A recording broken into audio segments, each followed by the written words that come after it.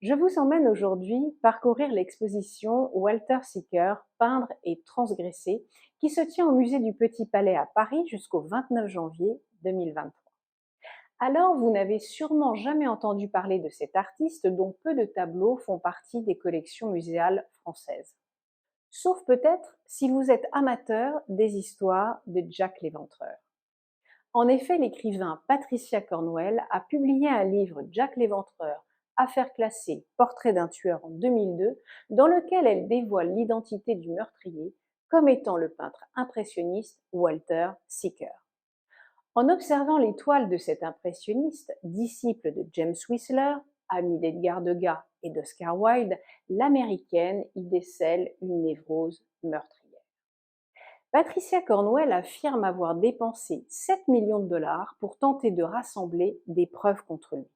Mais selon une étude publiée dans le journal Forensic Sciences, l'homme connu sous le nom de Jack l'Éventreur n'est autre qu'un simple barbier nommé Aaron Kominski, âgé de 23 ans. En fait, l'artiste peintre Sicker, comme beaucoup de monde à l'époque, était fasciné par ces meurtres terrifiants relayés par la presse et en particulier ceux de Jack l'Éventreur, et ces tableaux reflètent parfaitement cette atmosphère si particulière qui devait régner alors à Londres. Mais revenons à notre exposition. Il s'agit là d'une première grande rétrospective en France dédiée à cet artiste en partenariat avec la Tate Britain, ce qui a permis de rassembler autant d'œuvres. Walter Sicker, né en 1860, avait un lien privilégié avec la France, ayant tissé des liens artistiques et amicaux avec de nombreux artistes français dont la modernité le séduira de façon incontestable. L'exposition est proposée de manière chronologique, ce qui permet d'ailleurs d'avoir une vision précise du travail de Sicker, qui a eu, nous le verrons, un impact sur des artistes majeurs anglais tels que Lucian Freud ou Francis Bacon. Mais il me semble que le trait majeur de cet artiste est sa peinture que l'on pourrait qualifier quasiment de photographique, un arrêt sur image, photographie de ses sentiments, de ses ressentis, sur les milieux du music-hall, du théâtre, bref, une perpétuelle mise en scène de sa vie et de la société qui l'entoure. Alors, pourquoi avoir intitulé cette exposition Peindre et transgresser? Cela vient probablement de deux faits majeurs. L'un personnel, mettant en lumière la nature profonde de cet artiste atypique par son indifférence aux conventions, et l'autre peut-être d'un point de vue de sa marque artistique, apportant un regard nouveau dans la peinture anglaise par ses techniques picturales inédites, sans cesse renouvelées, et ses sujets énigmatiques. Cette transgression fera de lui un acteur de l'innovation artistique britannique pendant plus de 60 ans. Ce serait là un beau sujet d'interrogation. Un artiste doit-il transgresser pour exister? Très amateur de photographie, et nous reviendrons sur ce sujet ultérieurement, l'artiste Sicker a donc une vue photographique du monde qu'il côtoie, octroyant à sa peinture une approche atypique et un cadrage inédit pour l'époque victorienne. Le ton est donné dès la première salle dédiée aux autoportraits qui permettent de cerner une personnalité complexe. Observez cet autoportrait daté de 1896. Sombre, un visage mystérieux entre lumière et ombre qui le représente comme un homme dans la tourmente.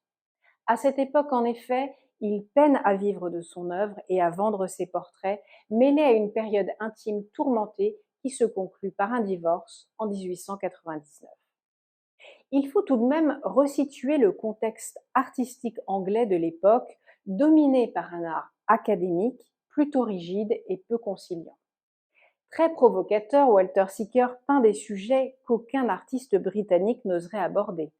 Des scènes de music-hall ou pire encore des nus qui ne correspondent à aucun canon de beauté, désérotisés, présentés de manière crue dans des intérieurs pauvres de Camden Town. Ces choix de couleurs étranges, hérités d'ailleurs de son apprentissage auprès de Whistler, ainsi que ces cadrages déroutants, choquent la société contemporaine. Un coup de cœur pour cette mise en scène de l'ambiance musicale. Les couleurs, les rideaux, le siège en fer à cheval de couleur bordeaux permettant une vue panoramique sur la salle. Le décor est planté, nous sommes en immersion totale dans ce monde qu'il aimait tant, le théâtre et le music-hall. C'est d'ailleurs avec ces tableaux que l'artiste lancera sa carrière dès 1880 par le scandale. En France, le sujet des cafés-concerts est déjà un motif récurrent, notamment grâce à l'artiste Edgar Degas, son grand ami et mentor. Il n'y a pas de hasard. Le music-hall ou le cirque sont des loisirs populaires très décriés par la bonne société victorienne. Alors ce choix délibéré de l'artiste dénonce un goût du scandale et de la provocation. Mais au-delà des sujets, le cadrage est atypique, presque voyeur. Observez ce tableau Le Trapèze, daté de 1920. La toile du chapiteau constitue le fond du tableau. Le cadrage, très surprenant, presque photographique, procure un effet de contre-plongée, donnant presque l'impression d'être là, dans les gradins, la tête tournée vers le haut, profitant du spectacle. Dans un genre plus intime, Sicker entre dans l'intimité du musicien. Observez ce chef d'orchestre, Eugène Goossens, dans un cadrage serré de 3/4 de dos, caché derrière la balustrade qui occupe toute la partie inférieure du tableau. Une manière pour lui de capter l'instant et les différentes gens qui fréquentaient les salles comme le balcon de l'Old Belford daté de 1895. Mais malheureusement, ces tableaux de music hall ne le font pas vivre et alors il se dirige vers la commande de portraits plus lucrative. Quoique, encore une fois, il préfère peindre l'âme du sujet plutôt qu'une représentation bien lissée. Jeanne la cigarette, datée de 1906, ne correspond pas à un standard de portrait anglais. Une femme, une cigarette à la main, mon Dieu. Mais Sickert aime la quintessence de l'âme humaine et la capture de l'instant. Ce portrait Merle noir de Paradis, daté de 1892, m'a fait penser au portrait de Boldini dans le traitement de cette touche longue et abrupte, dont une exposition d'ailleurs a été consacrée au Petit Palais au printemps dernier à Paris. Alors toujours embarqué dans les tourments de la vie et du manque d'argent, l'artiste se dirige vers la peinture de paysage au tournant du XXe siècle, marqué par ses séjours à Venise et à Dieppe. Une salle étonnante est consacrée aux nus de l'artiste, réalisés entre 1902 et 1913.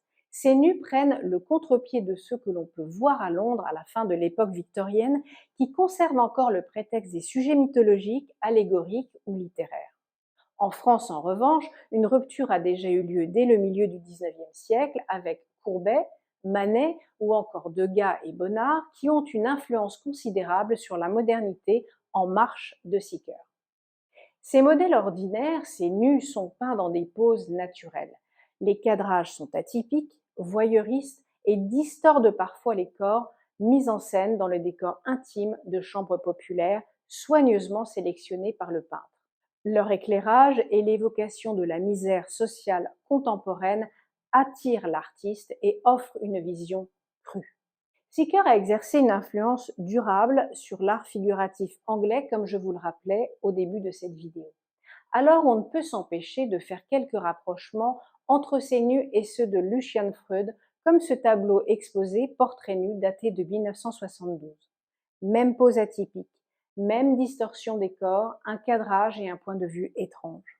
Alors même si son allusion à la prostitution est en rapport avec la transgression, sa démarche n'est ni engagée ni moralisatrice, il est juste témoin de son temps. Mornington Crescent Nude, daté de 1907, est un des tableaux que Patricia Cornwell a mis en avant dans son accusation.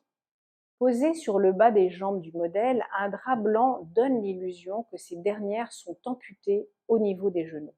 Allongée sur le dos, les bras collés le long de son corps pâle, voire verdâtre, la femme immobile semble inerte, peut-être morte.